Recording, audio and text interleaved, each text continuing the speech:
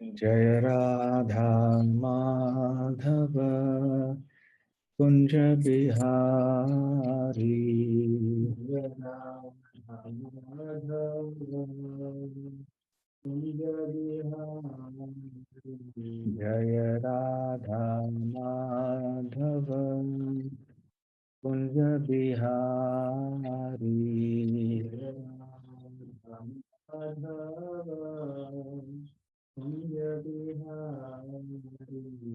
जय गोपी जन वल्लभ गिरिवरधारी। गोपी जन वल्लभ गिरिवरधारी। जय गोपी जन वल्लभ गिरिवरधारी। गोपी जन वल्लभ गिरिवरधारी। यशोदानंदन ब्रज जन रंजन।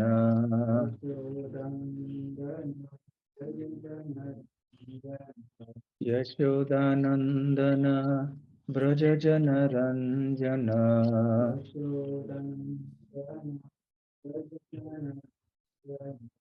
यमुना तीरावनचारी।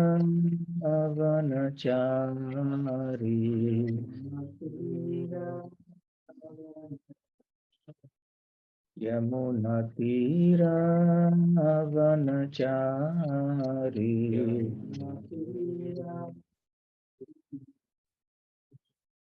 जय राधा माधव कुंज बिहारी।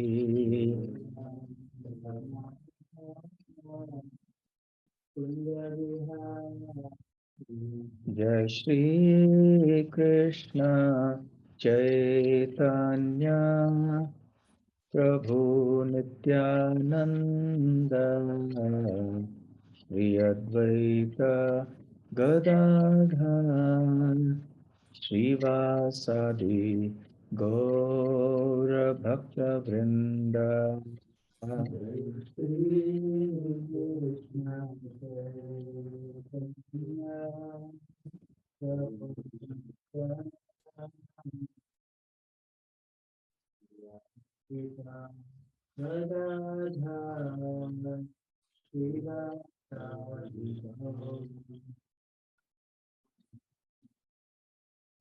हरे कृष्ण कृष्ण कृष्ण हरे हरे हरे राम राम राम हरे हरे।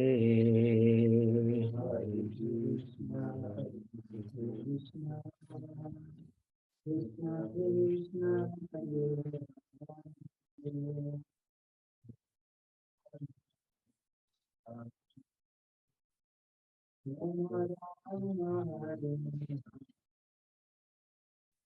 हरे कृष्ण कृष्ण कृष्ण हरे हरे हरे राम राम राम हरे हरे। हरे कृष्ण कृष्ण कृष्ण हरे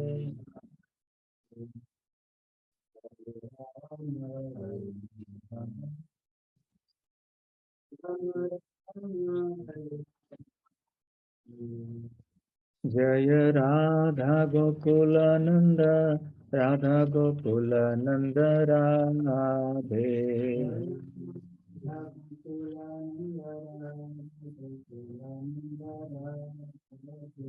जय गौरानिताय जय गौरानिताय जय गौरानिताय जय गौरानिताय।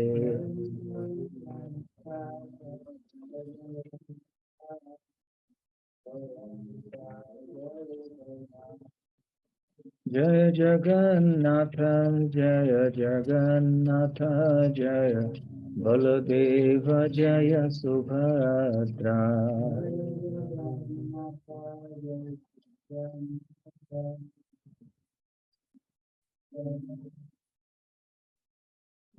जय प्रभुपाद प्रभुपाद प्रभुपाद जय जय प्रभुपाद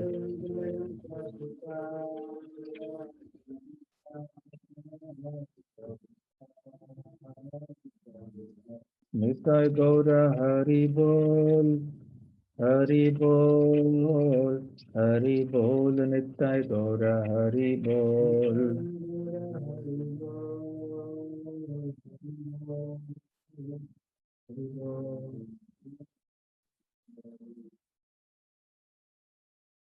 गौर प्रेमानंदे जय ओम विष्णुपाद परमहंस परिव्राजकाचार्य अष्टोत्तर सत हिज डिवाइन ग्रेस अभय चरणार विंद भक्ति वेदांत स्वामी श्रील प्रभुपाद की जय श्री श्री राधा गोकुलानंद की जय श्री श्री गौर निताय की जय श्री श्री जगन्नाथ बलदेव सुभद्रा मई की जय ग्रंथराज श्रीमद्भागवतम की जय श्री जन्माष्टमी महोत्सव की जय निताय गौर प्रेमानंदे समवेत भक्त वृंद की जय समवेत भक्त वृंद की जय समवेत भक्त वृंद की जय श्री श्री गुरु गौरांग की जय।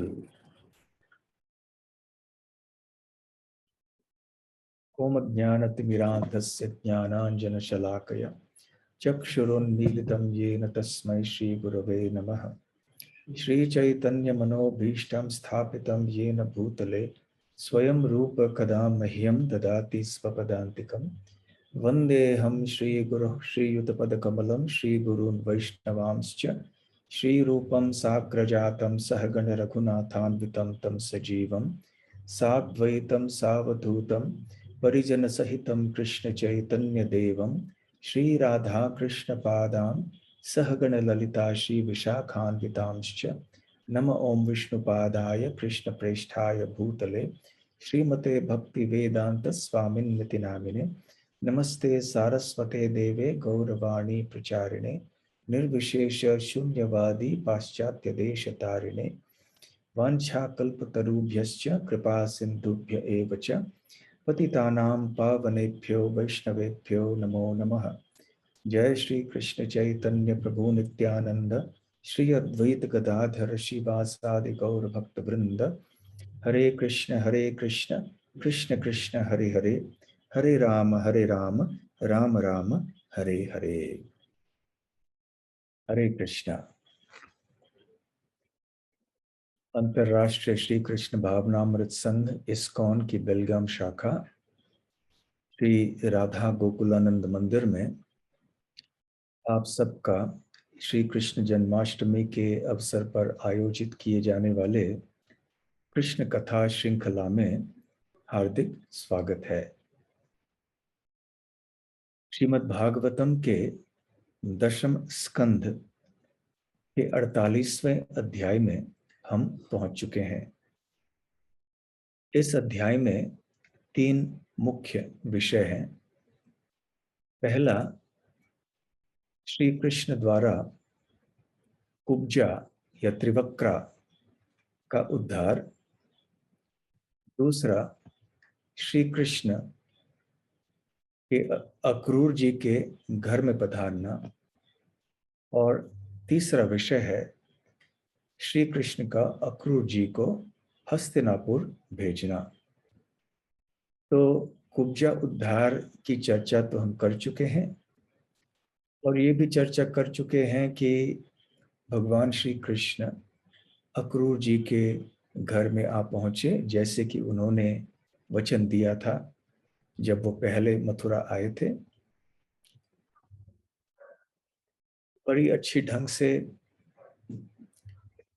समुचित ढंग से अक्रूर जी ने श्री कृष्ण का स्वागत किया, उनकी आराधना की और फिर प्रार्थना की, स्तुति की भगवान की। और इस स्तुति के अंत में हम पहुंच चुके हैं और अक्रूर जी अंत में कहते हैं कि हे जनार्दन, हमारा अहो सौभाग्य है कि आप हमारे सामने दृश्य हैं। अभी वैसे जो प्रमुख देवता गण हैं और बड़े बड़े योगी ज्ञानी इत्यादि हैं, वो भी बड़े कठिनाई से इस सौभाग्य को प्राप्त करते हैं। इसलिए कृपया शीघ्र ही हमारे हृदय के अंदर जो मोह पाश है हमारे परिवार आदि के प्रति, उसे आप छिन्न कर दीजिए, काट दीजिए। तो इस प्रकार से जब श्री कृष्ण का गुणगान अक्रूर जी ने किया, तो भगवान श्री कृष्ण ने अक्रूर से प्रार्थना, अक्रूर जी से बातें करना प्रारंभ किया। वैसे जिस प्रकार से भगवान के भक्त भगवान की स्तुति करते हैं, प्रशंसा करते हैं, वैसे ही भगवान भी अपने भक्तों का गुणगान करना पसंद करते हैं।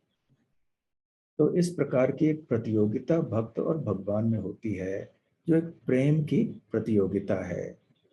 इस साधारणतः दुनिया में जो स्पर्धाएं होती हैं, उनमें अहंकार होता है, उनमें ईर्ष्या होती है, परंतु इस प्रतियोगिता में केवल प्रेम ही प्रेम होता है।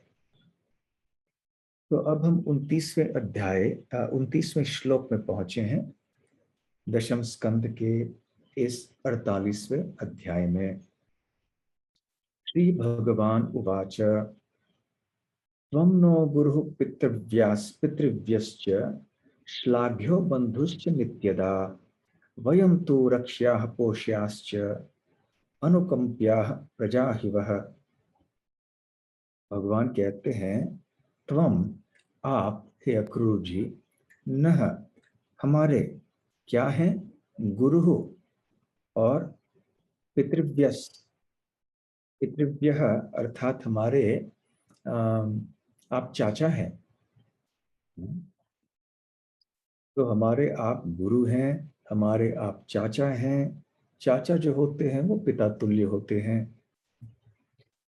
लभ्यो बंधु च नित्यदा, वास्तव में आप हमारे प्रशंसा योग्य बंधु या मित्र भी हैं। सदैव आप हमारे शुभ चिंतक हैं। तो नित्यदा वयम तो रक्ष्याः पोष्याश्च, और सदैव आप हमारे रक्षक हैं और आप हमारे पोषण करने वाले हैं। हम आपके पुत्रों की तरह हैं और रक्षा के लिए, पोषण के लिए हम सदैव आपके ऊपर निर्भर हैं। नित्यदा वयम, हमेशा हम, तो रक्ष्याः पोष्याश्च, आपके द्वारा हम सुरक्षा के योग्य हैं, पोषण के योग्य हैं। हम निर्भर हैं आपके ऊपर। अनुकंप्याः प्रजा ही वह, तो जिस प्रकार से प्रजा भी राजा के ऊपर निर्भर रहती है, बच्चे भी माता पिता के ऊपर, पालकों के ऊपर निर्भर रहते हैं, उनकी कृपा के ऊपर निर्भर होते हैं, तो ठीक उसी प्रकार से हम भी आपके कृपा के ऊपर, आपके रक्षा के ऊपर, आपके पोषण के ऊपर निर्भर हैं। और स्तुति करते हैं अक्रूर जी की। भव अगले श्लोक में, 30वें श्लोक में, भवद्विधा महाभागा निषेव्या अर्ह सत्तमाः श्रेयस्कामैर्नृभिर्नित्यं देवः स्वार्था न साधवः। भवद्विधा महाभागाः, तो आप जैसे, भवत मतलब आप, विधा मतलब जैसे, तो आप जैसे महाभागा, आप जैसे बहुत ही प्रसिद्ध, बहुत ही महान, निषेव्य अर्ह सप्तमाः, निषेव्य मतलब जो सेवा करने योग्य हैं, और अर्ह मतलब जो पूजा के योग्य हैं। तो किन के लिए? श्रेयस कामे ही। तो हम सब जानते हैं कि श्रेय और प्रेय, ये दो शब्द होते हैं।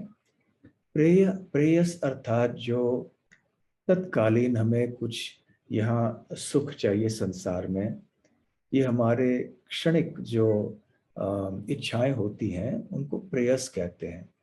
परंतु श्रेयस का अर्थ होता है जो हमारे दीर्घकालीन हित के लिए जो जो चीजें होती हैं वो श्रेयस होते हैं। तो जो लोग श्रेयस कामय ही होते हैं, जो अपने वास्तविक हित को चाहते हैं, दीर्घकालीन भलाई को चाहते हैं, तो उनके लिए आप सेवा के योग्य हैं, आप अर्चना या आप पूजा के योग्य हैं।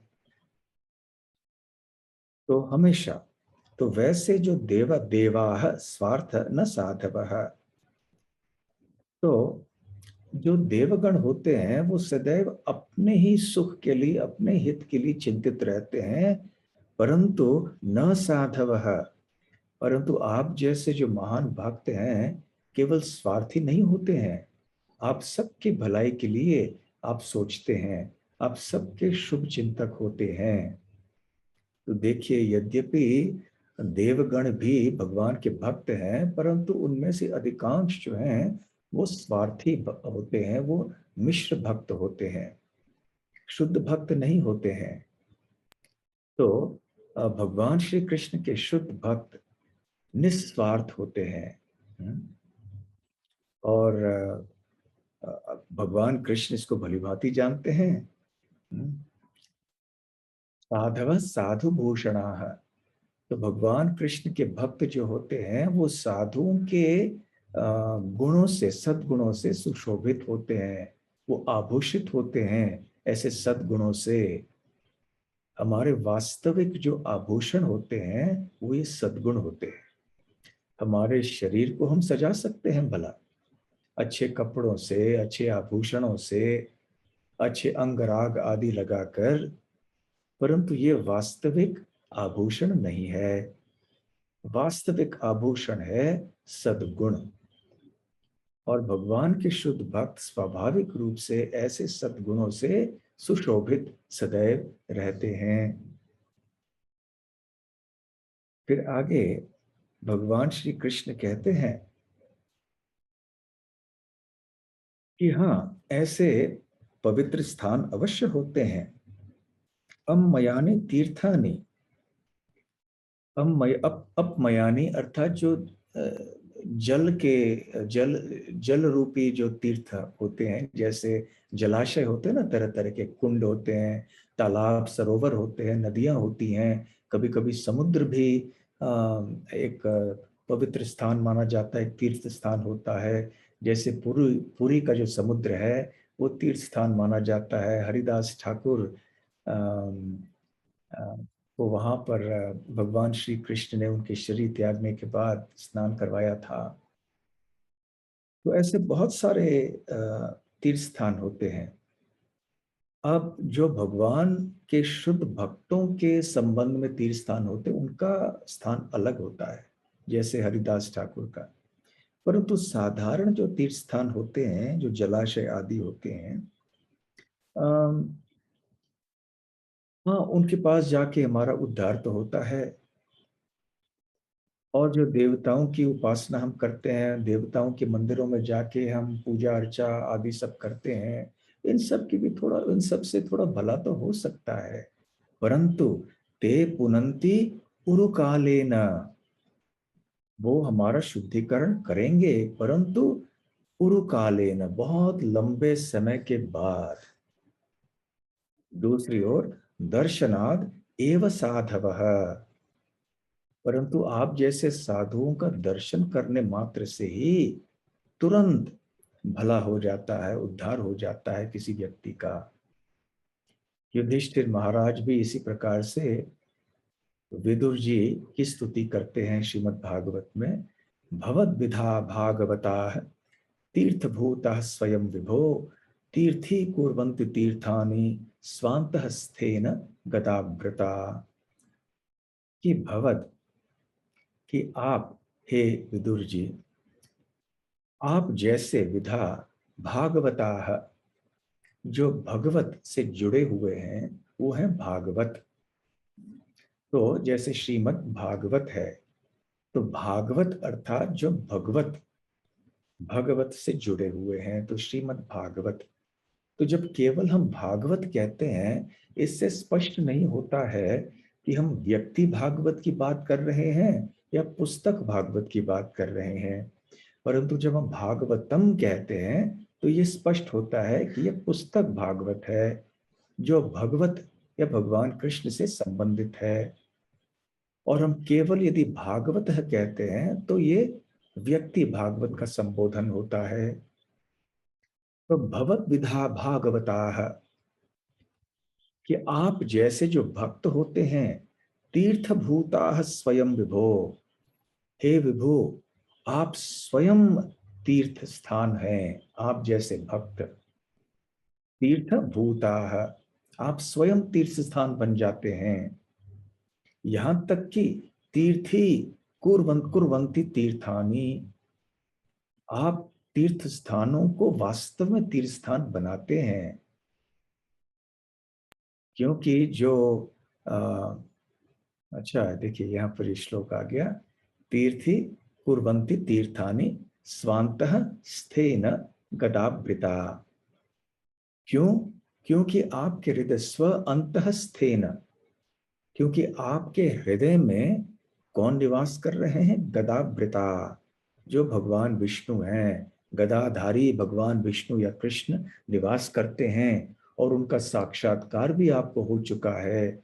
इसलिए आप स्वयं तीर्थ स्थान हैं और आप जगह जगह तीर्थ स्थानों को वास्तव में तीर्थ स्थान बनाते हैं। जिस स्थान में आप जाते हैं वो स्थान तीर्थ स्थान बन जाता है।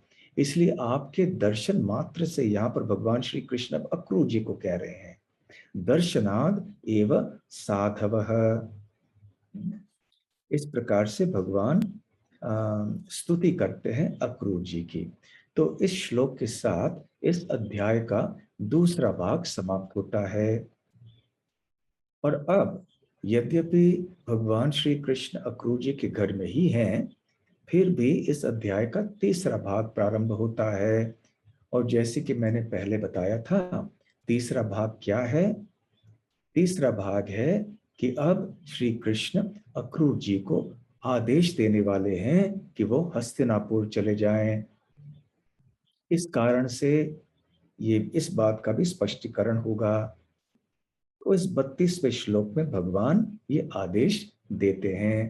तो आइए पढ़ते हैं इस 32वें श्लोक को। स भवान् सुहृदां वै नः श्रेयान् श्रेयश्चिकीर्षया जिज्ञासार्थं पाण्डवानां गच्छस्वत्वं गजाह्वयम्। भवान् स भवान् सुहृदं वै नः श्रेयान्। तो सुहृद शब्द तो हम जानते हैं, जो हितैषी होते हैं, वास्तविक जो शुभ चिंतक होते हैं, उनको सुहृद कहते हैं। भवान सुहृदाम वै नः, नः मतलब हमारे, भवान मतलब आप, तो आप हमारे शुभ चिंतक हैं।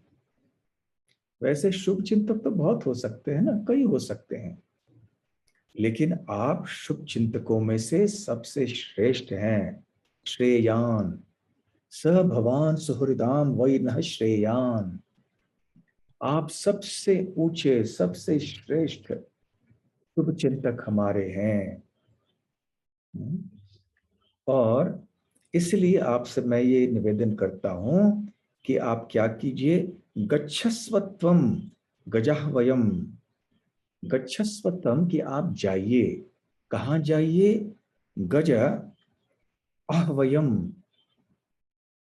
वो स्थान, उस स्थान में जाइए जो कि गज या हाथियों के पीछे इसका नाम रखा गया है, जिसको गजपुरम कहते हैं, कुंजरपुरम कहते हैं या हस्तिनापुर कहते हैं। तो आप हस्तिनापुर में जाइए। तो हस्तिनापुर में क्यों जाएं आप? क्योंकि पांडवाना, वहां पांडव निवास करते हैं। तो जिज्ञासा अर्थम, उनके बारे में जरा जानकारी प्राप्त कर लीजिए। और क्योंकि क्यों ऐसी जिज्ञासा प्राप्त करनी चाहिए? श्रेयस चिकीर्षया, उनके हित के बारे में कुछ पूछताछ कीजिए जाकर, क्योंकि आप जिस तरह से हमारे हितैषी हैं वैसे आप पांडवों के भी हितैषी हैं। तो कृपया उनके हालचाल के बारे में पूछने के लिए आप वहां पर जाइए, हस्तिनापुर में आप जाइए। हस्तिनापुर ये तो कौरवों का निवास स्थान था। तो हस्तिनापुर का अर्थ हस्तिना अर्थात हस्ती या आ, हाथी, और पुर अर्थात शहर। तो हस्तिनापुर बड़े बड़े हाथियों की नगरी थी। उस समय, उस काल में, आप तो जानते हैं कि युद्ध के समय बड़े बड़े हाथियों का प्रयोग भी होता था। घोड़े तो होते थे, हाथियां भी होती थी, हाथियां भी होते थे। तो बड़े बड़े हाथी वहां भी हुए होंगे हस्तिनापुर में, इसलिए प्राचीन काल से उस शहर का नाम लग गया हस्तिनापुर या गजपुरम या कुंजरपुरम। वास्तव में इस नगरी का इतिहास बहुत पुराना है। वाल्मीकि रामायण के अयोध्या कांड में भी हम देखते हैं कि हस्तिनापुर शहर का उल्लेख है। जब वशिष्ठ मुनि अपने दूतों को भेजते हैं भरत को वापस बुलवाने के लिए, तो जब श्री राम चले जाते हैं वनवास में, तो वहां बुलाना होता है क्योंकि दशरथ महाराज भी अपने प्राण को त्यागते हैं। तो ये सारे दूत जब चले जाते हैं तो वाल्मीकि मुनि ऐसे वर्णन करते हैं कि वो हस्तिनापुर पर पहुंचे और उन्होंने गंगा पार वहां पर कर लिया। तो ये हम समझ सकते हैं कि कितना प्राचीन है ये स्थान। आजकल मेरठ जिले में आता है, उत्तर प्रदेश में। और महाभारत और पुराणों में भी ये ऐसे बताया गया है कि ये महाराज भरत की राजधानी थी। वैसे तीन प्रसिद्ध भरत हैं, भरत राजा हैं वैदिक इतिहास में। एक है ऋषभ देव के पुत्र भरत, दूसरे हैं श्री रामचंद्र के अनुज छोटे भाई भरत, और तीसरे हैं दुष्यंत और शकुंतला के पुत्र भरत। तो शकुंतला और दुष्यंत के पुत्र भरत, दुष्यंत महाराज के बाद, या भागवत में उनको दुष्मंत भी कहते हैं, तो उनके बाद वो राजगद्दी पर बैठे। तो उनकी वो राजधानी थी। तो बहुत पुरानी पौराणिक कथाएं, बहुत पुरानी कथाएं हैं ये। और आगे चल के फिर ये कौरवों की राजधानी बन गई। जो 100 कौरव थे उनका जन्म भी यहाँ पे हस्तिनापुर में ही हुआ। तो यहाँ पर श्री कृष्ण अक्रूर जी से कह रहे हैं कि पांडवों के बारे में जिज्ञासा करने के लिए, उनका हालचाल पूछने के लिए, ये देखने के लिए कि वास्तव में वो ठीक ठाक हैं या नहीं, तो कृपया हे अक्रूर जी आप हस्तिनापुर जाइए। तो इस प्रकार से महत्वपूर्ण आदेश देते हैं और फिर आगे बताते हैं कि वो क्यों ऐसे चाहते हैं, क्यों ऐसे वो जिज्ञासा करना चाहते थे, पूछताछ करना चाहते थे पांडवों के बारे में। कुछ तो उन्होंने सुना होगा ना, इसलिए तो उन्होंने अक्रूर जी को भेजा जांच करने के लिए कि जो उन्होंने सुनी बातें हैं वो सही हैं या नहीं है। तो क्या सुना था उन्होंने? तो आइए 33वें अध्याय में हम पढ़ लेते हैं। पितर्युपरते बालाः सह मात्रा सुदुःखिताः आनीताः स्वपुरं राज्ञा वसंत इव शुश्रुमा। पितरी, पितरी मतलब पिता, उनके पिता, पांडवों के पिता। उपरते बालाः, जब ये बाला, ये बालक हैं पांडव, जब उनके पिता का निधन हो गया, सह मात्रा सुदुखिता, तो उनके माता के साथ जो कि बहुत दुखी थी, सुदुखिता, दुखिता मतलब जो बहुत दुखी थी, और सुदुखिता मतलब बहुत ज्यादा दुखी थी। क्यों दुखी थी? क्योंकि उनके पति का निधन हो गया, और उनके पास अपने 3 बच्चे थे, साथ साथ उनकी जो अ, और पांडु जी की दूसरी पत्नी माद्री, वो भी अभी उनका भी देहांत हो गया था। तो उनके 2 पुत्र थे। तो 5 बालकों के साथ कुंती महारानी अकेली रह गई। तो अपने पति के निधन से तो बहुत दुख हुआ ही निश्चित, साथ साथ ये भी विचार आया कि 5 बालकों को मुझे अकेले अभी अब इनका पालन करना होगा, आगे चल के इनका भविष्य कैसे होगा। तो बहुत दुखी थी। तो फिर आनीता, तो लाए गए कहाँ पे? स्वपुरम राज्ञा। तो राजा ने, अर्थात राजा धृतराष्ट्र ने उनको हस्तिनापुर में ले आए वो। वसंत इति सुश्रुमा, और वह वसंत वहां पे निवास कर रहे हैं ये बालक पांडव। इति सुश्रुमा, मैंने सुना है। ये सुश्रुमा शब्द हम बार बार सुनते हैं। इति सुश्रुम धीराणाम ये नस्तत्विचक्षिरे, ईशोपनिषद में। तो ऐसे हमने सुना है। धीरस्तत्विचक्षिरे, धीर पुरुषों से जो बड़े बड़े साधु हुए हैं, उनके उनके मुखारविंद से हमने ये सुना है। तो जो अधिकृत साधुओं से बातें सुनी जाती हैं, उन्हें हमें स्वीकार करना चाहिए, क्योंकि वो बातें, वो वचनें हमारे हित के लिए होती हैं। तो यहाँ पर भी श्री कृष्ण कहते हैं इति सुश्रुमा, मैंने सुना है कि ये जो पांडव हैं, ये जो बालक हैं, वो हस्तिनापुर निवास करते हैं। वो हस्तिनापुर में पहुंचे कैसे? पहले तो वो वन में निवास कर रहे थे, परंतु उनके पिता पांडु का जब निधन हो गया, तो उनकी माता जो बहुत दुखी थी, अपने 5 बच्चों को वो ले आई हस्तिनापुर। वहां राजा धृतराष्ट्र ने उनको आश्रय दिया। वास्तव में हुआ ये था कि जब पांडु और माद्री का निधन हुआ, तो कुंती महारानी अकेली पड़ गई। परंतु वन में बहुत सारे ऋषि मुनिगण भी रहा करते थे। तरह तरह के वन होते थे वैदिक सभ्यता में। थोड़े वन ऐसे होते थे जिनको तपोवन कहते थे, जो केवल तपस्या के लिए हुआ करते थे। तो साधु लोग वहां पर जाके तपस्या करते थे।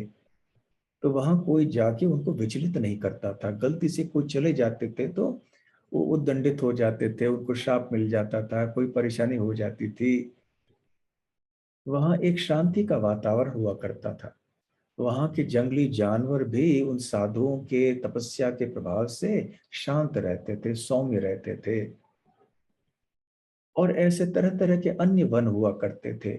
ऐसे वन थे जिनमें से फल फूल आदि और अपनी औषधियां वनस्पति आदि गांव के लोग भी प्राप्त किया करते थे। तो इस तरह से तरह तरह के वनों में से ऐसे एक तपोवन में पांडु, माद्री, कुंती रहा करते थे।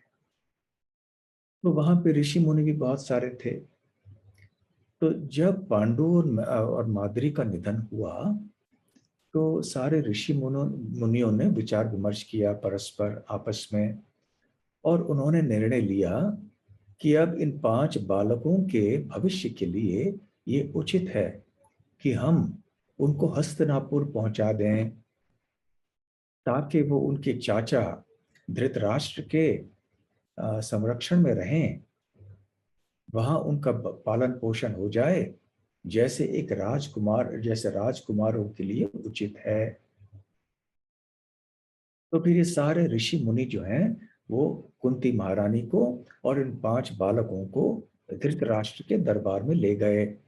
वहां पर दरबार में कई लोग थे जिनको बड़ा आनंद हुआ इन बच्चों को देखकर। कई लोगों को आनंद नहीं हुआ, उनको संशय भी हुआ, अरे ये कैसे है, जब वो वनवास में गए हैं तो उनको बच्चे कैसे हो गए? ये कौन से बच्चे हैं? किस तरह से? तो इस तरह के संशय आदि होने लगे। परंतु जो ऋषिगण कुंती महारानी और पांडवों के साथ में आए थे, उन्होंने भरी सभा में घोषणा की कि नहीं, ये पांचों के पांच पांडु के पुत्र हैं। तो इस प्रकार से फिर वहां पर वो रहने लगे। भीष्मदेव, विदुर बहुत ही प्रसन्न हुए पांडवों को देखकर। बहुत ही प्रेम पूर्वक स्वागत किया उनका। धृतराष्ट्र भी प्रसन्न हुए वास्तव में। वैसे धृतराष्ट्र बुरे व्यक्ति नहीं थे, परंतु बुरे संग से जो है उनकी बुद्धि भ्रष्ट हो जाती थी। हम्म। तो खैर उन्होंने भी स्वागत किया, और यहां तक कि आगे उन्होंने युवराज कह के युधिष्ठिर को घोषित किया।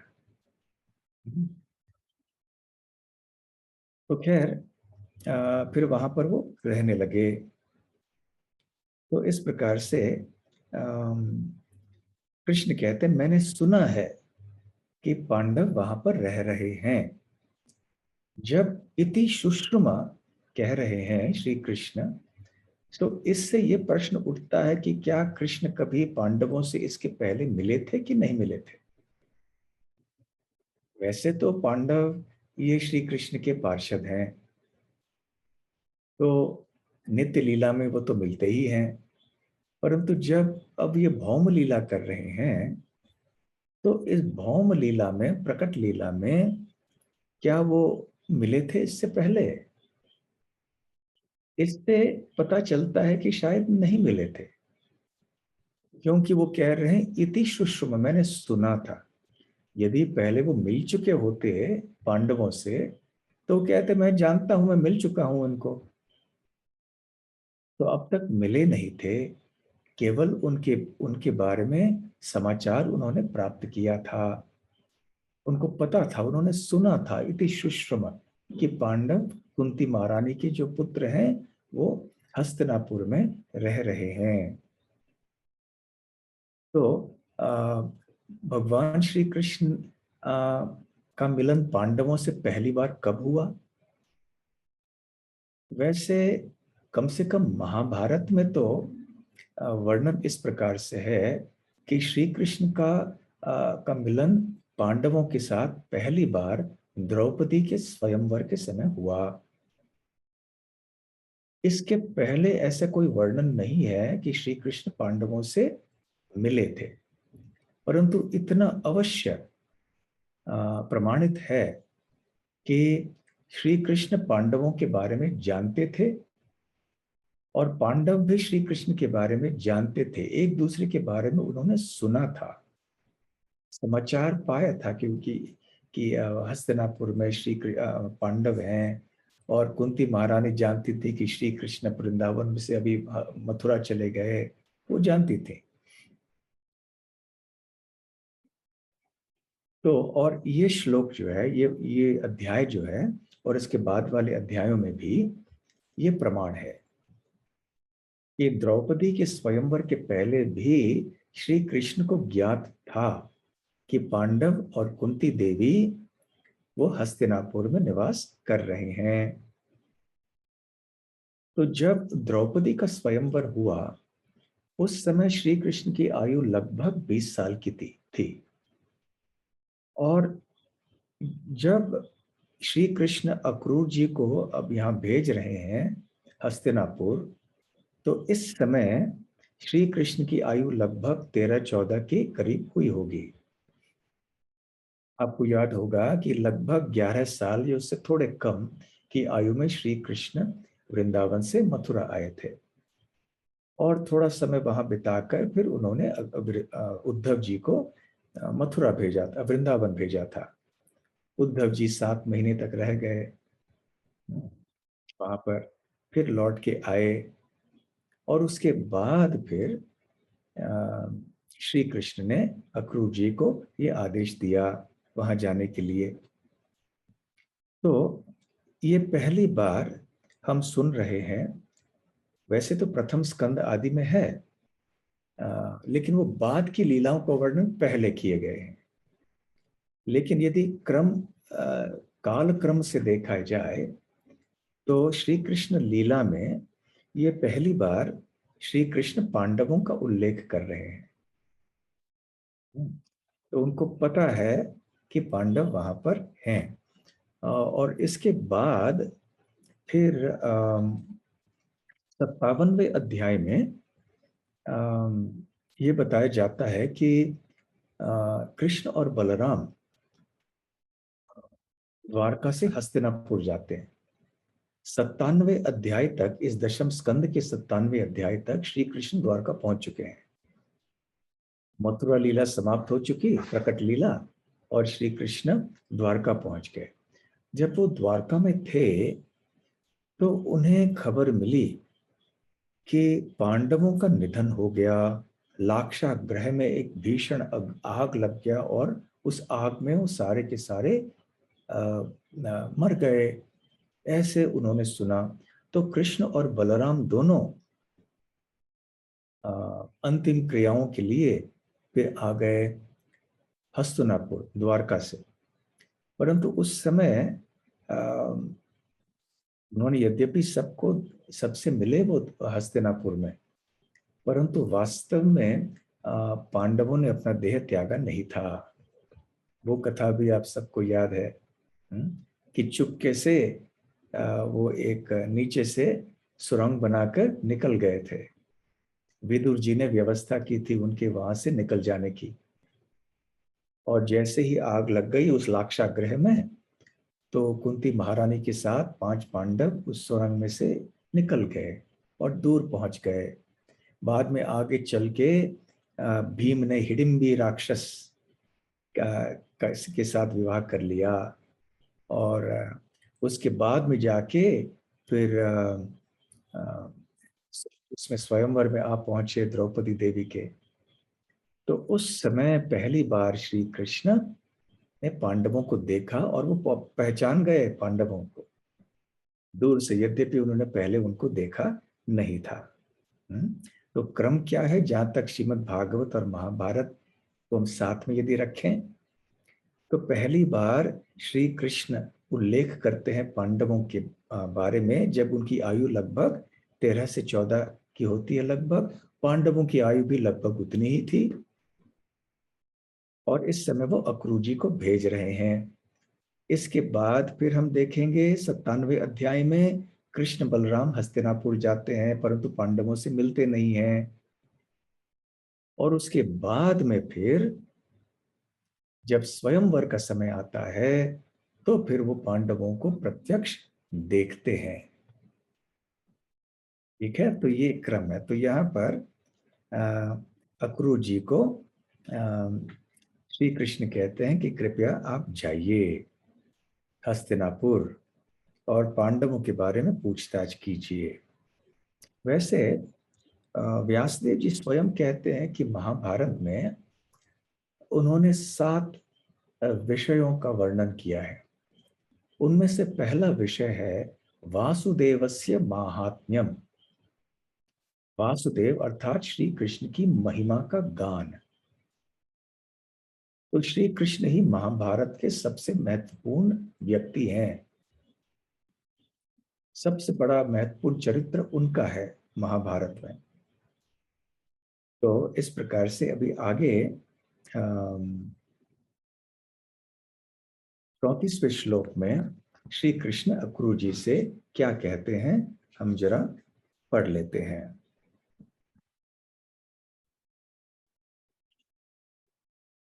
तेषु राजाम्बिका पुत्रो भ्रातृपुत्रेषु दीनधीः समो न वर्तते नूनं दुष्पुत्र वशगोन्धदृक्। तेषु राजा अंबिका पुत्रः, धृतराष्ट्र अंबिका के पुत्र थे ना। पिताजी थे व्यासदेव, वैसे विचित्र वीर के पुत्र मानते हैं, परंतु विचित्र वीर नहीं कर पाए, उनका निधन हो गया। इसलिए व्यासदेव जी आए और अंबिका के द्वारा फिर धृतराष्ट्र का जन्म हुआ। इसलिए राजा अंबिका पुत्र है। तो श्री कृष्ण अक्रूर जी से कहते हैं कि अंबिका पुत्र जो धृतराष्ट्र हैं, भ्रातृपुत्रेषु दीनधीः। दीनधीः अर्थात जिनकी जो बुद्धि है ना, जिनकी चेतना है वो बड़ी दुष्ट है, या ऐसे कह सकते हैं वो विकृत है। वो बन चुके, वैसे धृतराष्ट्र थे नहीं वैसे, परंतु बन चुके। कैसे बन चुके? अंतिम अंत में देखिए श्लोक के, दुष्पुत्र वशगोन्धदृक्। अंधदृक् पहले ही थे वो, अर्थात वो अंधे थे, परंतु दुष्पुत्र, उनके जो दुष्ट पुत्र थे, वशगः, उनके प्रभाव में आके, उनसे प्रभावित होके ये दीन दीही बन गए। उनका चित्त भी विकृत हो गया, और उसके कारण उन्होंने क्या किया? भ्रातृपुत्रेषु उनके जो भाई के पुत्र थे, उनके प्रति, पुत्रेषु समो न वर्तते नूनम। समः न वर्तते, उनके प्रति उन्होंने समान भाव, समभाव नहीं रखा, उनसे अच्छा बर्ताव नहीं किया। तो श्री कृष्ण जान गए थे, उन तक समाचार पहुंच गया था कि धृतराष्ट्र पक्षपात कर रहे हैं, अपने दुष्ट पुत्रों के प्रभाव में आके अभी अन्याय कर रहे हैं पांडवों के प्रति। ये पता था श्री कृष्ण को। फिर आगे कहते हैं अक्रूर जी, 35वें श्लोक में श्री कृष्ण अक्रूर जी से कहते हैं, गच्छ जानीहि तद्वृत्तम् अधुना साध्व साधु वा विज्ञाय तद् विधास्यामो यथाशं सुहृदं भवेत्, सुहृदां भवेत्। गच्छ, तो जाइए, जानी ही, और जान लीजिए, क्या प्राप्त कर लीजिए? तद वृत्तम, तद मतलब उनके, किनके? धृतराष्ट्र के, वृत्तम अर्थात कार्य। तो जाइए और वहां जाके जान लीजिए कि धृतराष्ट्र के कार्य किस प्रकार के हैं। गच्छ जानी ही तद्वृत्तम अधुना साधु असाधु वा, कि उनके जो वृत्त हैं, उनके जो कार्य हैं, वो साधु हैं या असाधु हैं, वो अच्छे हैं या बुरे हैं इस समय। अधुना, इस समय धृतराष्ट्र किस प्रकार से बर्ताव कर रहे हैं पांडवों के प्रति, अच्छा बर्ताव कर रहे हैं या बुरा बर्ताव कर रहे हैं, वहां जाके आप जान लीजिए। और फिर जानकर विज्ञाय, तो क्या करना? विज्ञाय तद विधास्यामः, फिर जब हम ये जान लेंगे, कृष्ण कहते हैं, जब आपके द्वारा हमें ये खबर मिल जाएगी, तो उस समय हम निर्णय लेंगे। क्या निर्णय लेंगे? यथाशम सुहृदाम भवेत, फिर हम हमारे प्रिय जो सुहृदाम हैं, हमारे जो प्रिय भाई हैं पांडव, तो उनकी भलाई के लिए शम, हम कोई न कोई व्यवस्था कर लेंगे। विधास्यामः, तो हे अक्रूर जी, आप जाकर खबर पाके फिर आके मुझे बतलाइए कि धृतराष्ट्र किस प्रकार से पांडवों के साथ बर्ताव कर रहे हैं। यदि अन्याय हो रहा है पांडवों के प्रति, तो फिर हम व्यवस्था करेंगे वहां जाकर, पांडवों की रक्षा के लिए, पांडवों की भलाई के लिए कोई व्यवस्था हम अवश्य कर लेंगे। हम्म।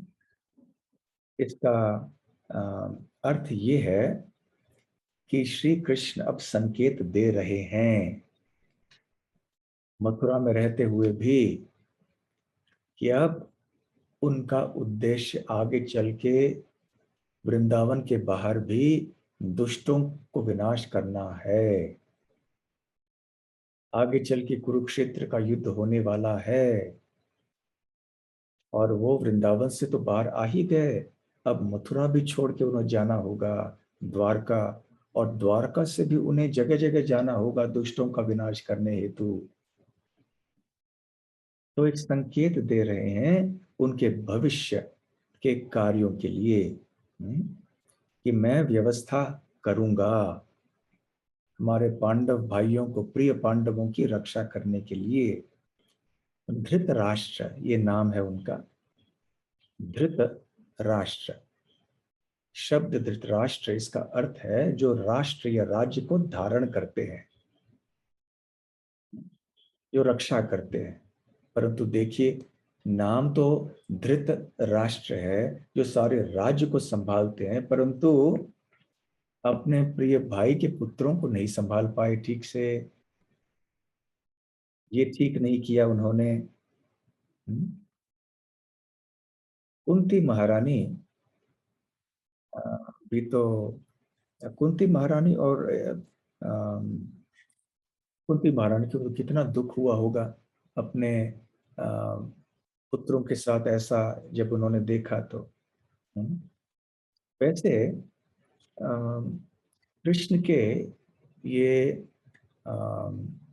कृष्ण के लिए मतलब पांडवों के कृष्ण ममेरे भाई लगते हैं, क्योंकि पांडवों की माता थी कुंती, कुंती के भाई थे वसुदेव, और वसुदेव के पुत्र थे श्री कृष्ण। इसलिए श्री कृष्ण पांडवों के ममेरे भाई थे। कुंती का जन्म वास्तव में हुआ था, शूरसेन की वो पुत्री थी, उनका नाम था पृथा। परंतु कुंती भोज राजा, उनको कोई संतान नहीं था, तो उन्होंने पृथा को दत्तक लिया, और फिर पृथा का नाम बन गया कुंती। उस तरह से कृष्ण पांडवों के ममेरे भाई हैं। और ये एक बहुत उनकी माँ, पांडवों की माँ की ओर से उनका कृष्ण के साथ ये संबंध था। ठीक है, फिर अंत में ये इस अध्याय का अंत होता है। अंतिम श्लोक, 36वां श्लोक इस 48वें अध्याय का। और इसमें शुकदेव गोस्वामी कहते हैं, इत्यक्रूरं समादिश्य भगवान हरिरीश्वरः संकर्षण उद्धव्याभ्याम वै ततः स्व भवनम ययौ इति अक्रूरम समादिश्य। इस प्रकार से अक्रूर को आदेश देने के बाद, समादिश्य अर्थात संपूर्ण आदेश जब दिया, सम्यक आदिश्य पूरी तरह से आदेश देने के बाद, भगवान हरि ही ईश्वर, जो श्री कृष्ण भगवान हैं, हरि हैं, ईश्वर हैं, उन्होंने क्या किया, ततः स्वभवनम ययौ, तो वो अपने भवन में चले गए।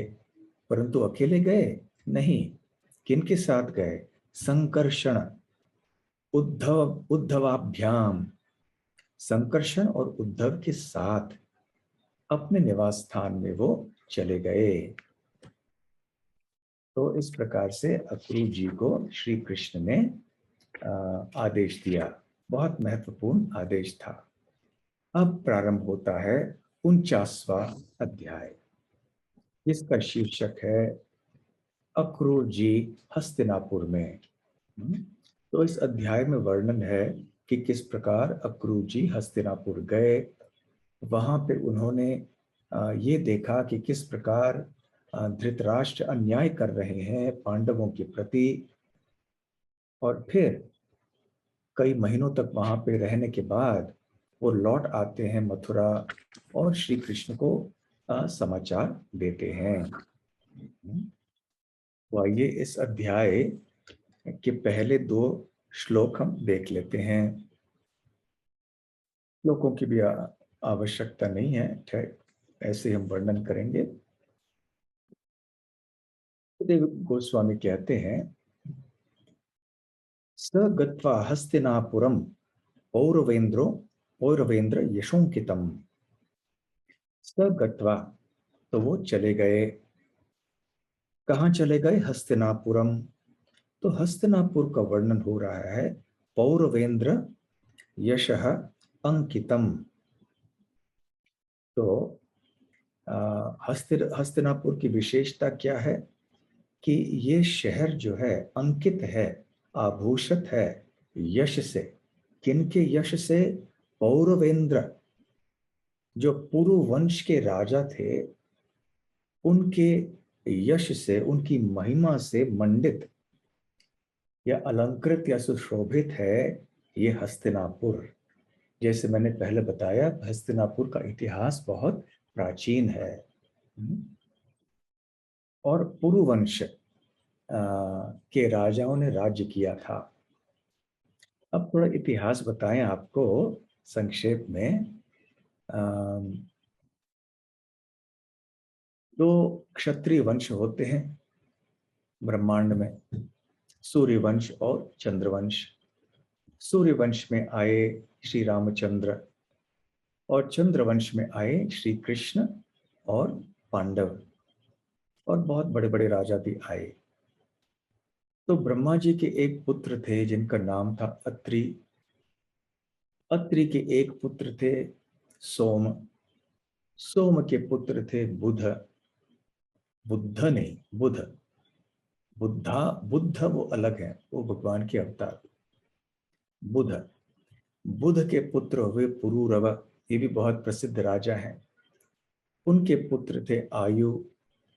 उनके पुत्र नहुष, जो इंद्र बने थे एक बार, फिर उनको शाप मिला था, फिर वो सर्प बन गए। फिर उनके पुत्र थे ययाति। ययाति का वर्णन काफी विस्तार में श्रीमद् भागवत में मिलता है हमें। ययाति के कई पुत्र थे, उनमें से दो महत्वपूर्ण पुत्र हैं, यदु और पुरु। तो यदु के वंश में आए श्री कृष्ण, और पुरु के वंश में आए पांडव।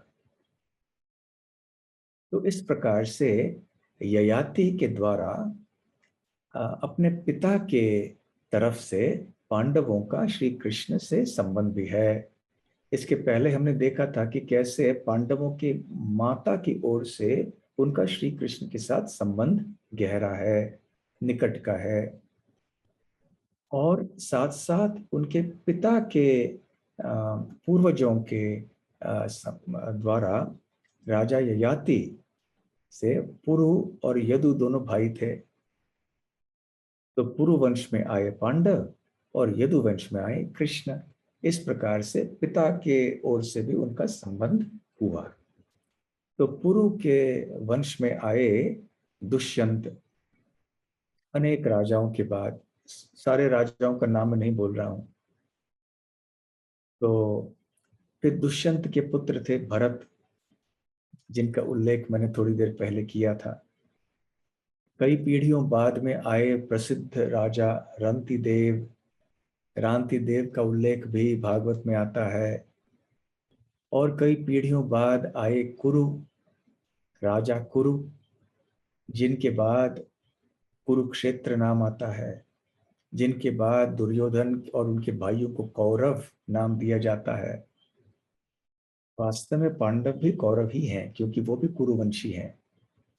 परंतु दोनों में भेद करने के लिए दुर्योधन और उनके भाइयों को कौरव कहा जाता है, और जो युधिष्ठिर और उनके भाइयों को पांडु के पुत्र यानी पांडव कहा जाता है। फिर कुरु वंश में आए अनेक पीढ़ियों बाद राजा शांतनु, उनसे आए विचित्र वीर्य, और फिर आए धृतराष्ट्र और पांडु। तो पांडु के पुत्र हुए पांडव, और धृतराष्ट्र के पुत्र हुए कौरव। तो इसलिए यहां पर पौरवेंद्र यशोंकितम, कि हस्तिनापुर में पुरुवंश के राजाओं की महिमा से मंडित ये शहर है हस्तिनापुर। तो स गत्वा हस्तिनापुरम पौरवेंद्र यशोंकितम। तो अक्रूर जी उस हस्तिनापुर में गए जो पुरुवंशी राजाओं की महिमा से मंडित था। और वहां जाकर उन्होंने दर्शन किया, या मिले। वो किन से मिले?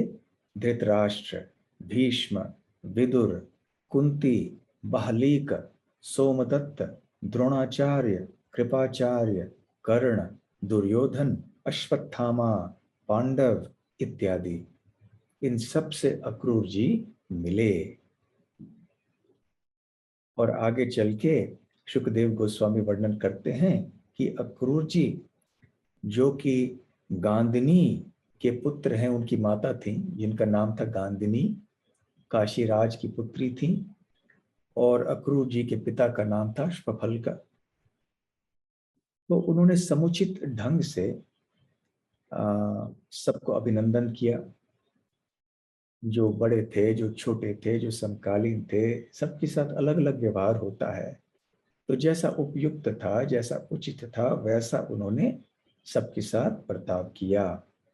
और उन्होंने फिर उनके भलाई के बारे में पूछा, और उनके रिश्तेदारों के परिवार के सदस्यों के बारे में कुछ जिज्ञासा की। और फिर चौथा श्लोक हम देख लेते हैं, पढ़ लेते हैं। सुखदेव गोस्वामी कहते हैं,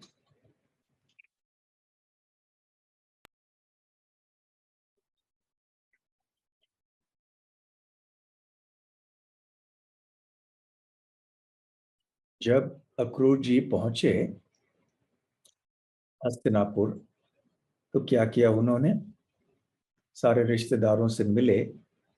फिर उवास कतिचिन मासान, उवास अर्थात रहे वहां पर, कतिचिन मतलब कई, मासान महीने। तो उवास कतिचिन मासान, कई महीनों तक वहां पर रहे। वो ऐसे समय हुआ करता था ना कि जब कहीं जाते थे तो कई महीनों तक रह के आते थे। कोई पहाड़ नहीं टूट पड़ते थे, आसमान टूट नहीं पड़ता था।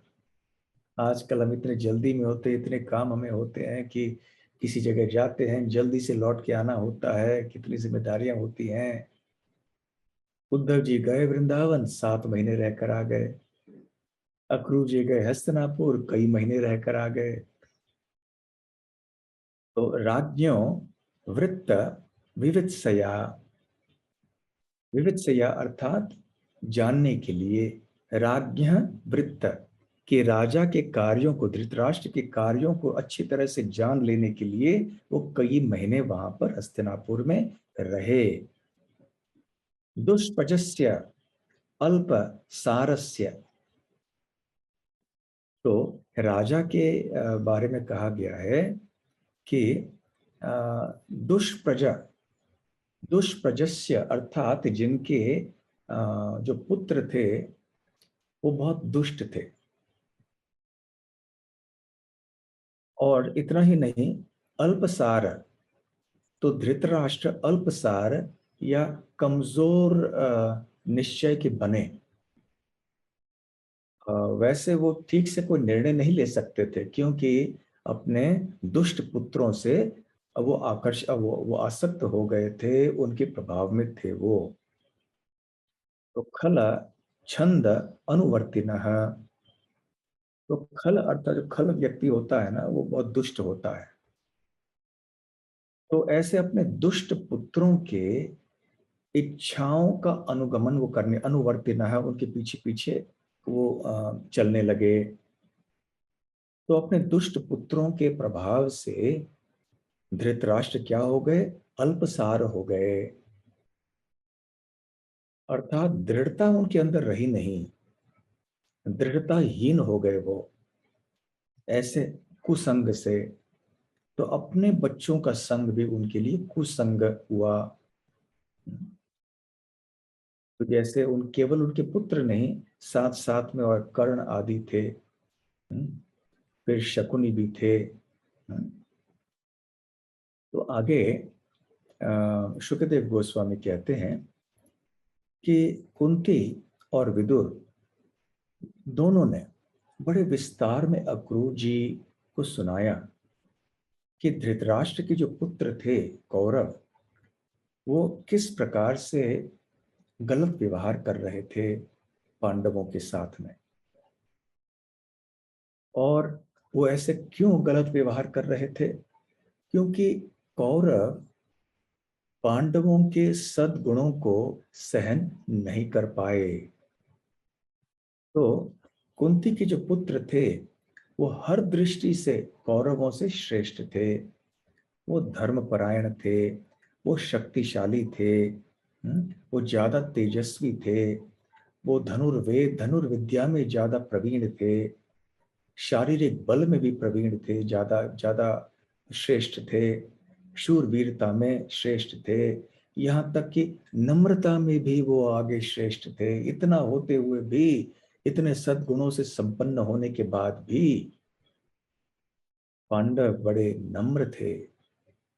और इतना ही नहीं, यहाँ पर सुखदेव गोस्वामी बताते हैं, प्रजानुरागम पार्थेषु, प्रजा अनुरागम, प्रजा के हृदय में पांडवों के प्रति अनुराग था, बहुत आसक्ति थी, बहुत प्रेम था प्रजा के मन में पांडवों के प्रति। तो कौरवों के प्रति इस प्रकार का प्रेम प्रजा के हृदय में नहीं था।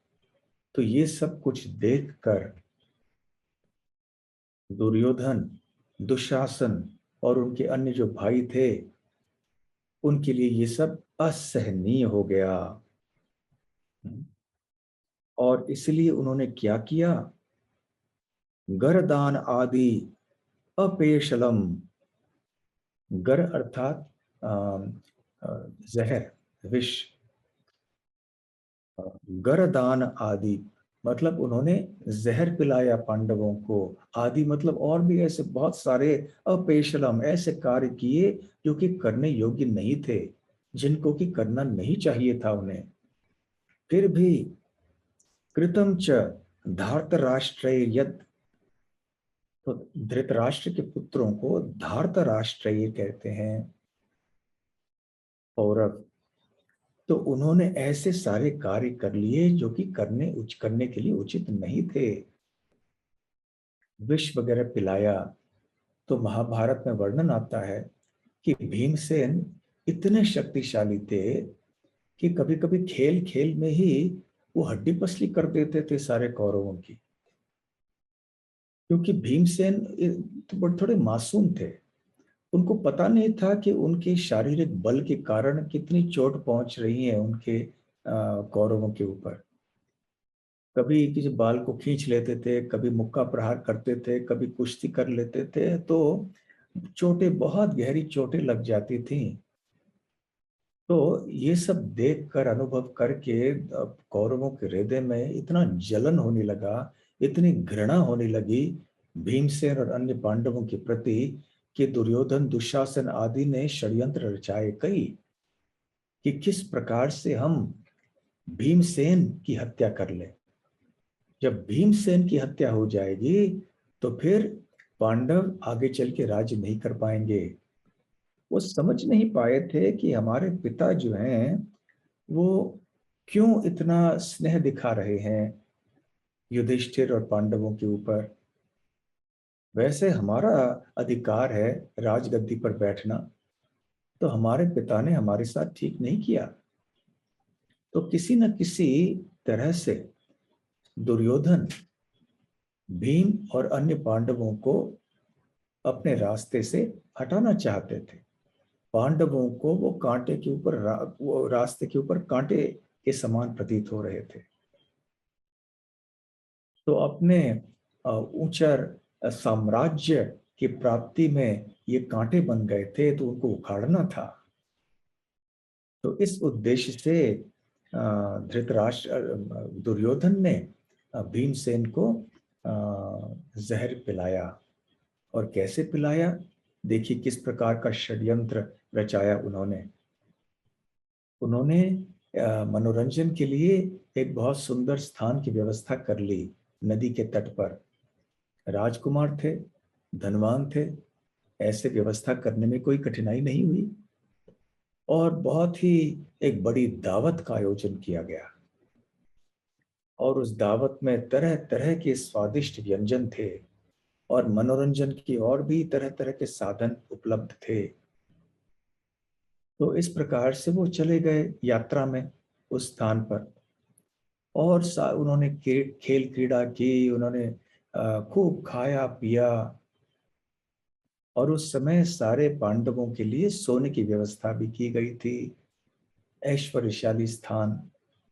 उधर क्षमा कीजिए, भीमसेन के भोजन में उन्होंने जहर मिला दिया कौरवों ने।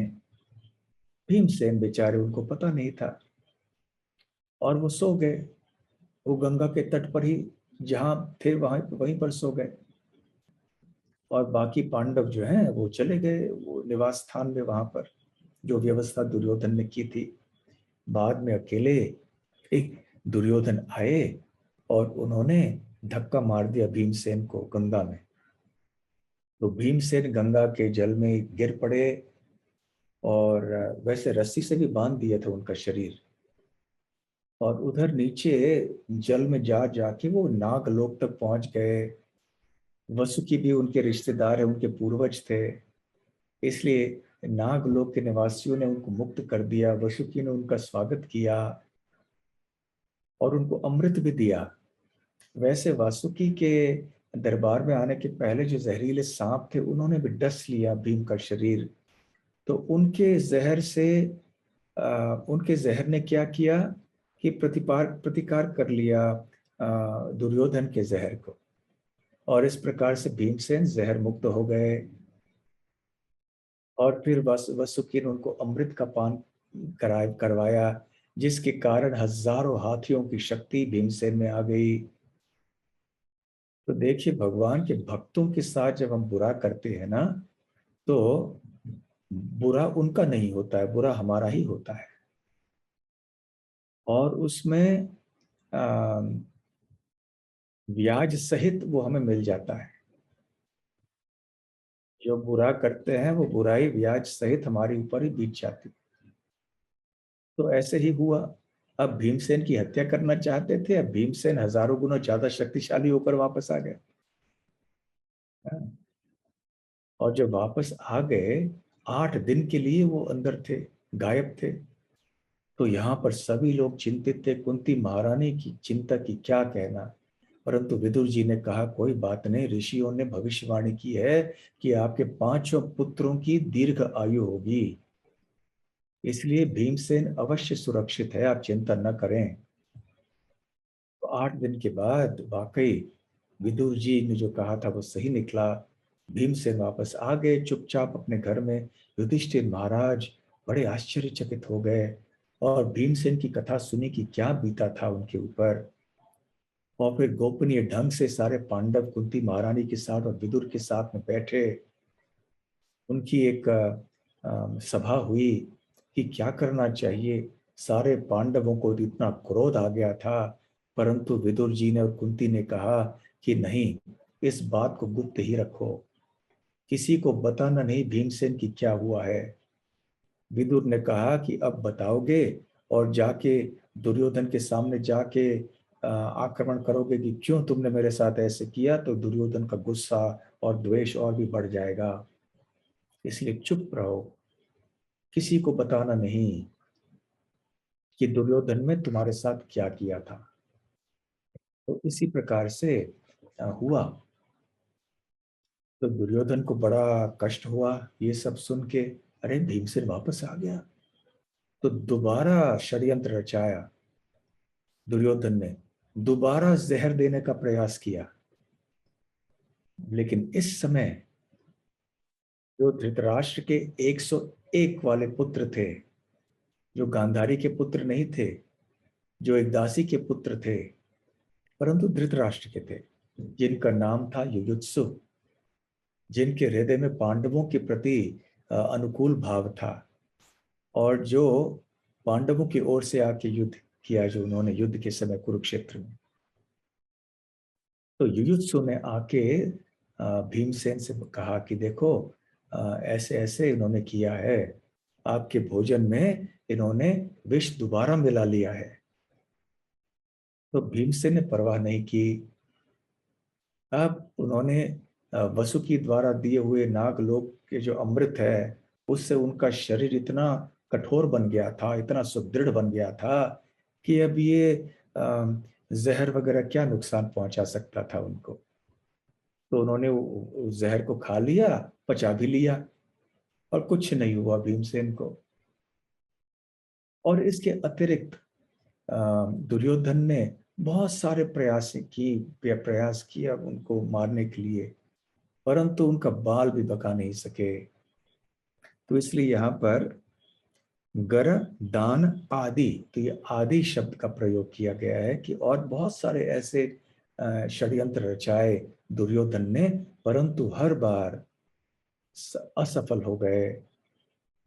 वैसे तो पांडव श्री कृष्ण के भक्त थे, यद्यपि वो प्रकट लीला में श्री कृष्ण से मिले नहीं थे अब तक, परंतु अंतर्यामी के रूप में कृष्ण तो उनके हृदय में बैठे थे, उनकी रक्षा तो कर ही रहे थे। तो खैर इस प्रकार से पृथा आचख्यौ सर्वम एवास्मै पृथा विदुर एव च। तो पृथु, पृथा और विदुर, इन दोनों ने आचख्यौ मतलब बतलाया, एव अस्मै अक्रूर को बड़े विस्तार में उन्होंने ये सारी बातें बताई। और फिर कुंती महारानी अब याद करने लगी। कुंती महारानी के आंखों में आंसू भर गए। और फिर उन्होंने बातें बताना शुरू कर दी। 7वां श्लोक।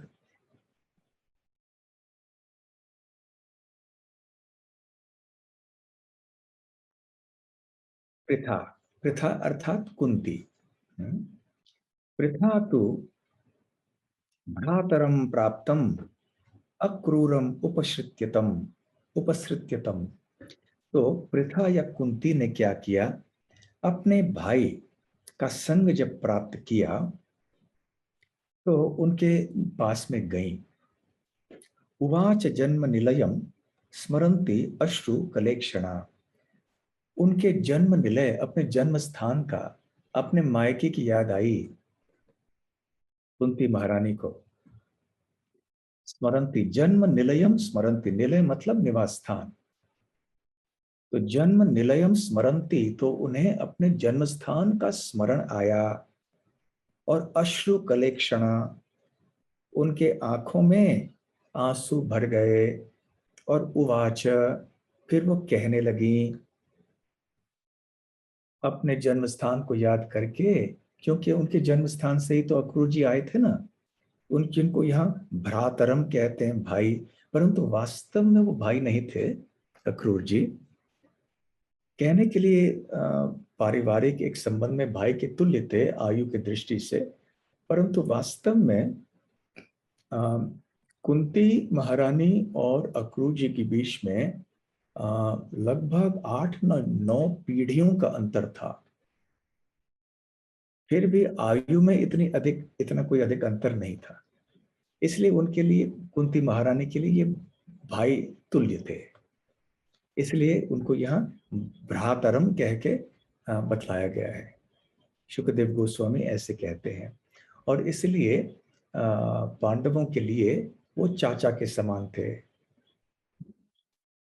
तो फिर इस तरह से कुंती महारानी की आंखों में आंसू आ गए और फिर वो याद करने लगी अपने जन्म स्थान को। और यदि आप जानना चाहते हैं कि कुंती महारानी ने किस प्रकार से अपने जन्म स्थान को याद किया, क्या कुंती महारानी ने कृष्ण को भी याद किया या नहीं, उन्होंने और किसको याद किया, और कौन सी बातें उन्होंने याद की अपने जन्म स्थान के बारे में, यदि आपको ये जानना है तो कल शाम को 7 बजे आप इस कथा में उपस्थित रहिए। धन्यवाद।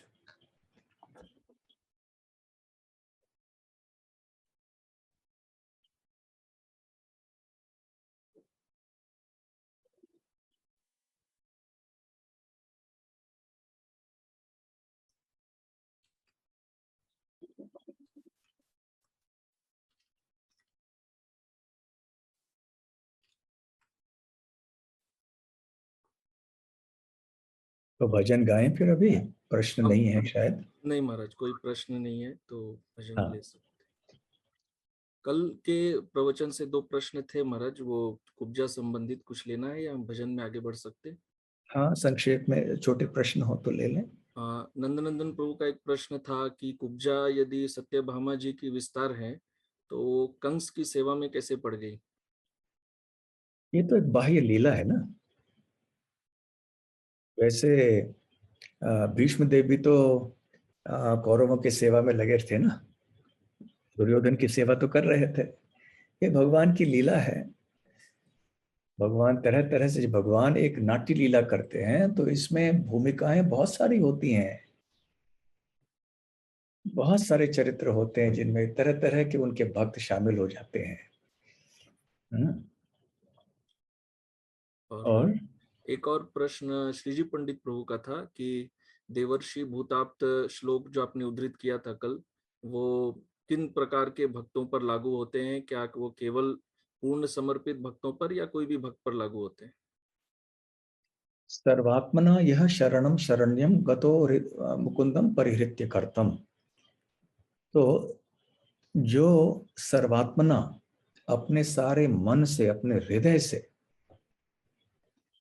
शरणम शरण्यम, भगवान श्री कृष्ण जो शरण्यम है, केवल एकमात्र व्यक्ति जिनका शरण हमें लेना चाहिए, तो ऐसे शरण्यम के हम जब शरण सर्वात्मना अपने पूरे मन से लेते हैं, हृदय पूर्वक शरणागति हमारी होती है भगवान के प्रति, तो ऐसे लोग ऋण मुक्त हो जाते हैं पूरी तरह से।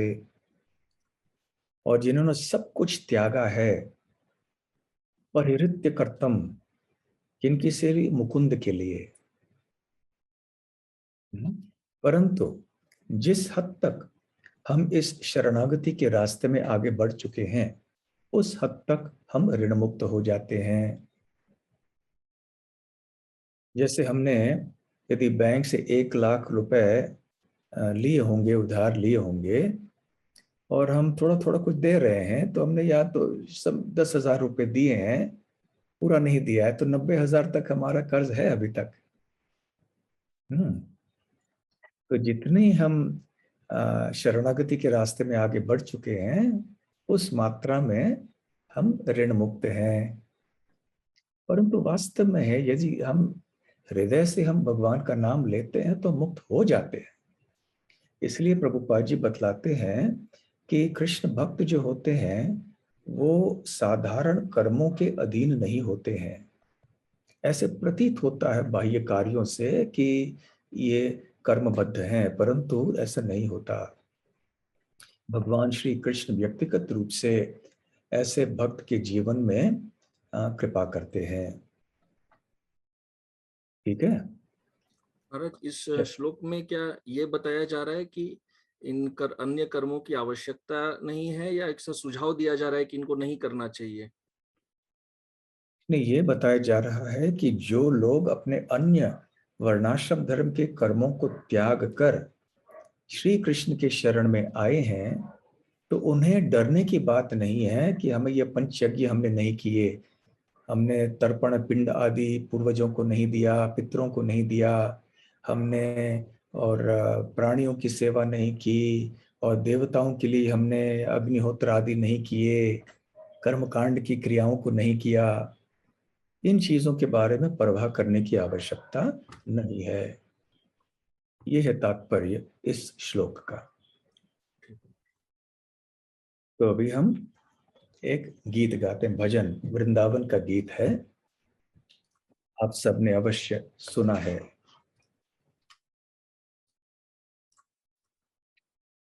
हरि व्यास देवाचार्य द्वारा विरचित।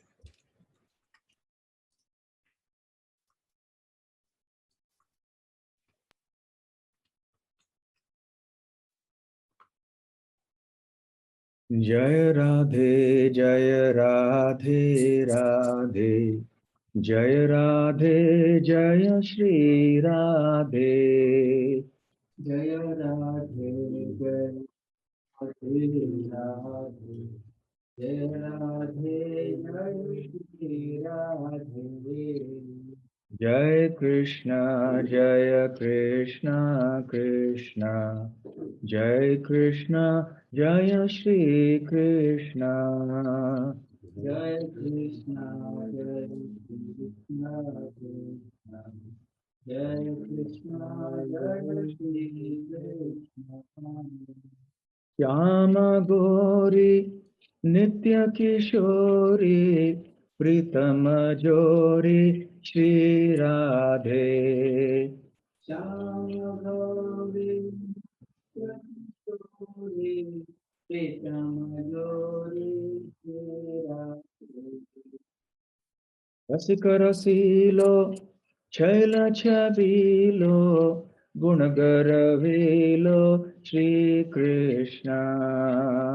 रसिक रसीलो छैल छबीलो गुणगर वेलो श्री कृष्ण।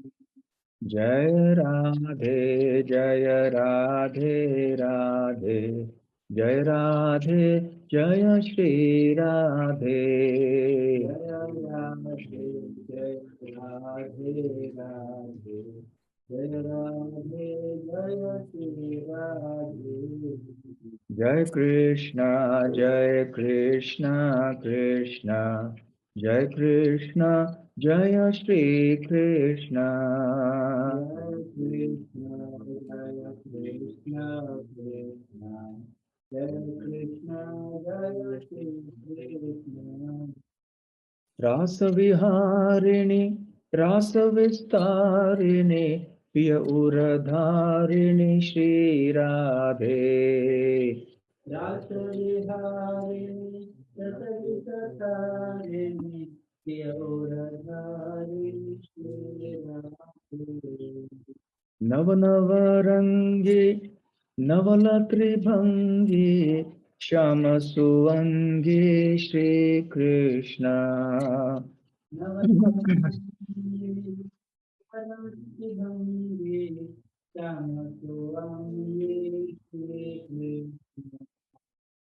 प्राण प्रियारी रूप उज्यारे अति सुकुवारे श्री राधे। प्राण प्रियारी रूप उज्यारे अति सुकुमारी श्री राधे। नयन मनोहर महामुदाकर सुंदर वरतर श्री कृष्ण। नयन मनोहर महामुदाकर सुंदर वरतर श्री कृष्ण। जय राधे राधे, जय राधे जय श्री राधे। जय राधे राधे, जय राधे जय श्री राधे। जय कृष्ण कृष्ण, जय कृष्ण जय श्री कृष्ण। जय कृष्ण कृष्ण, जय कृष्ण जय श्री कृष्ण।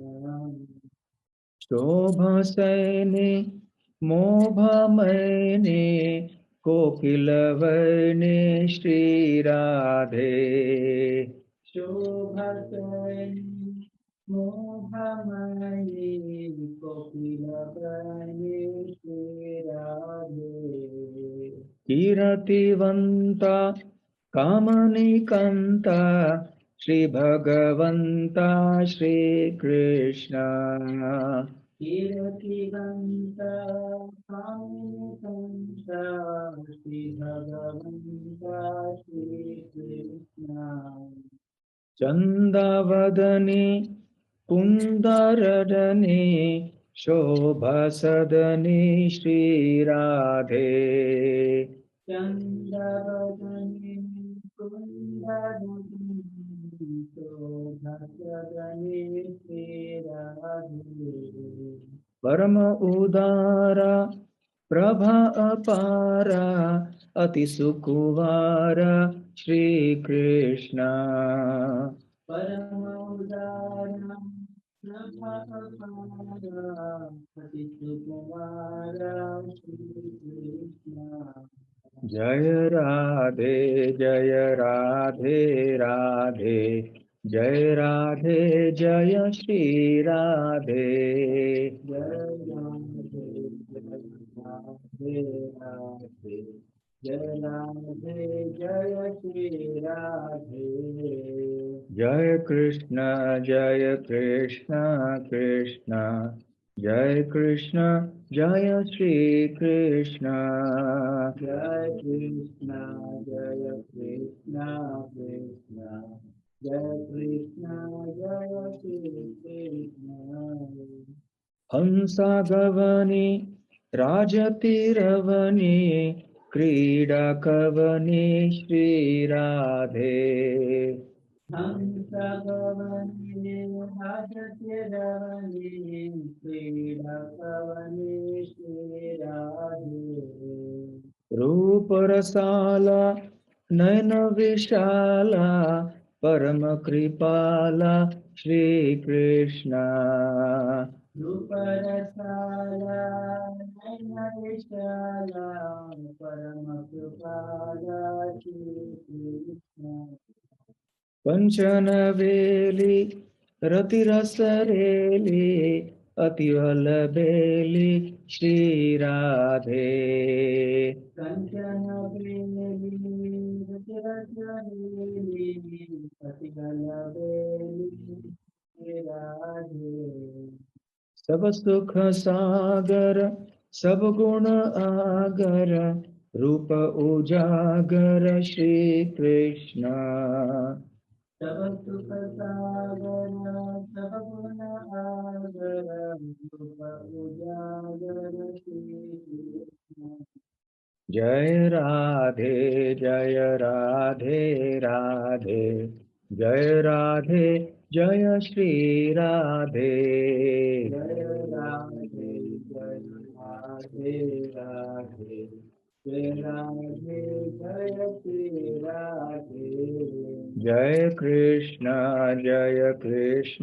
कृष्ण जय कृष्ण जय श्री कृष्ण जय कृष्ण